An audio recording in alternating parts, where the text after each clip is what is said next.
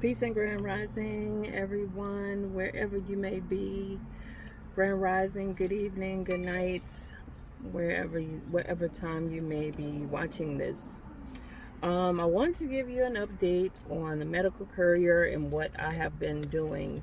I'm just going to give you some quick ins and outs of what I have learned over the past month and a half. So I'm here sitting waiting for an order to come in. So I said, well, while I'm waiting, let me see if I could do like a quick video. I have on my ship it shirt, but I'm not doing ship it today. I just received it in the mail yesterday. So, medical courier. If what I have found with the medical courier field, it is, I know here in Atlanta, I cannot speak for anywhere else, and I've only been able to work with two companies here. So that's not to say that you can't get your own contract or negotiate your own contract, but the two main ones here, they already have how they're going to pay you based on what type of vehicle you have. You also have to have the standard insurance that they require. And if you have just a regular car or SUV, you're only going to get 50% of whatever that ticket or job is. And if you have a cargo van or a box truck, then you get 60%. And of course, if you have a cargo van or a box truck or sprinter van, then of course your overhead is a little bit more expensive. With that being said, after looking over, week to week now, granted, my first week I did not work a full week. The first 3 weeks, no, let me take that back. The first week I did not work a full week. The second 2 weeks I did work a full week. And then the last 2 weeks of February going into March, I did not work every single day. Or I did not work all day. And the first week of March, I worked a full week. So my first couple of weeks, I was doing long distance drives and things like that. And the gas prices was high, but it wasn't high like it is now. And I did pretty well. The first week I made about $900, but that was doing a whole lot for the $900. And then the second week, now that $900, let me take that back. The $900 includes some other little side gigs that I have because I have a mobile notary service. And what else? I had some Amazon. I think I had one Amazon, some notaries, and I was doing the Tiff Cookie Company. So in all that week, I made about $960. So the second week, just medical courier, I made about $700. And then the last 2 weeks, I only brought in about $360, $375. But granted, I had some family things that was going on, so my schedule wasn't quite what I wanted. So the first week of March, I said that I'm going to work a full week, 6 days a week, because I work 6 days a week. Mondays, I take off for my son because he has some after school activities, and I want to make sure that I'm available to get him and not be trying to scramble to get back to the school. And I did, keeping the tickets, the mileage, all of that. It came to almost $600. So, as a business person, as an independent contractor, I had to look at how much I was driving, how much gas I was spending, how much these tickets were paying, and see what else I could do. I had started to do Walmart, and I have already been doing Amazon and other things to supplement just in case I did not make enough for that day, because you really don't know until you get your settlement the following week.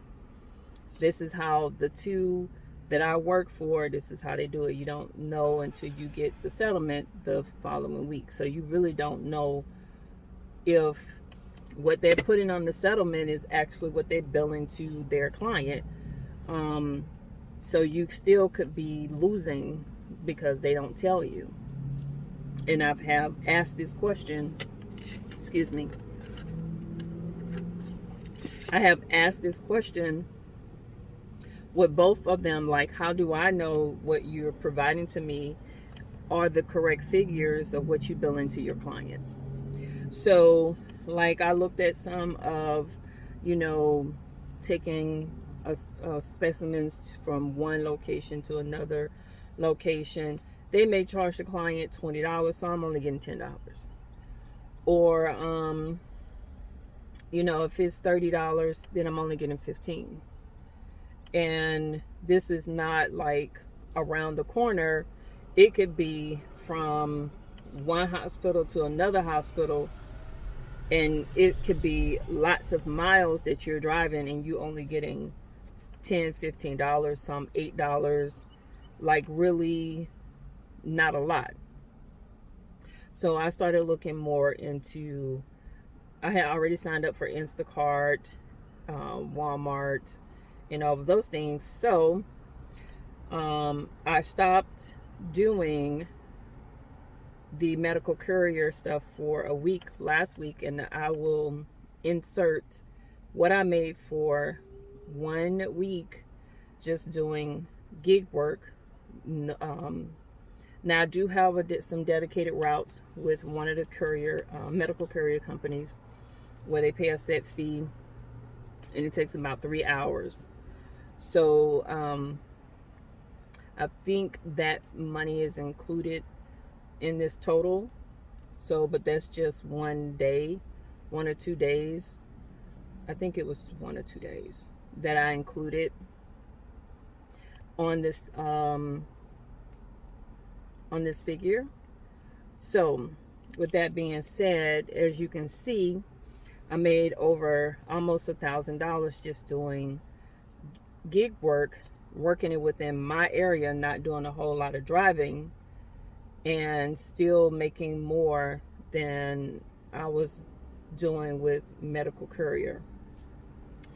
I would say if you're in an area, or you can get with a company that you can set your contract or get your own contract, then do that.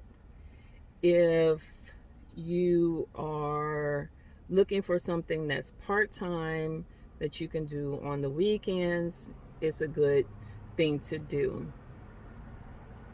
With gas prices being so high, and the amount of driving back and forward that you would have to do, it just is not a benefit to do medical courier right now. And, you know, doing the DoorDash, Instacart, some of these other platforms, Uber Eats, if you can stay within your area and you're not driving no more than 10 miles to a customer to drop off an order, that will, you know, and you trying to make sure you at least get $1.50 to $2 per mile to do the delivery, I would say do that. And then plus, you know, they always are giving incentives, you know, when on a lot of these, you know, with Uber Eats, DoorDash, Instacart, you know, especially when it's raining. And a lot of my money I did when it was raining. So, You know, a lot of people, they don't want to go out when the weather is bad and things like that. So take that in consideration. If you're trying to do this, understand that summertime is getting ready to come back up.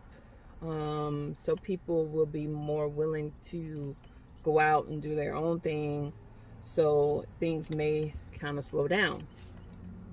So as a business owner or an independent contractor, or just trying to be your own boss, it's important that you save money, have money in reserves, so when those times come, you'll be, you won't be so hurt and out here just, running around with your head cut off. But that was what I made so far with doing the medical courier. The company that I'm with, the people are good. I don't have any issues with dispatch. I haven't had any issues with receiving my pay. I haven't had any issues with receiving my settlement statements. But as I said, you just don't know if the figures that they're telling you, if they're billing the client $30, they could be billing the client $60 and slicing it in half and then giving you half. And that's with a lot of them, that's especially here in Atlanta. So with that being said, excuse me, like I said, I'm sitting here in a medical parking lot that's kind of in the center of Walmart and the restaurants, and so it's kind of busy on this street. But I hope this message or this video helped someone. Also, please don't forget to like, share, subscribe, hit the notification bell, so when I post a video, you will receive notification that I have a new video posted and up. Again, please follow, like, share, and subscribe. And until next time, peace and blessings.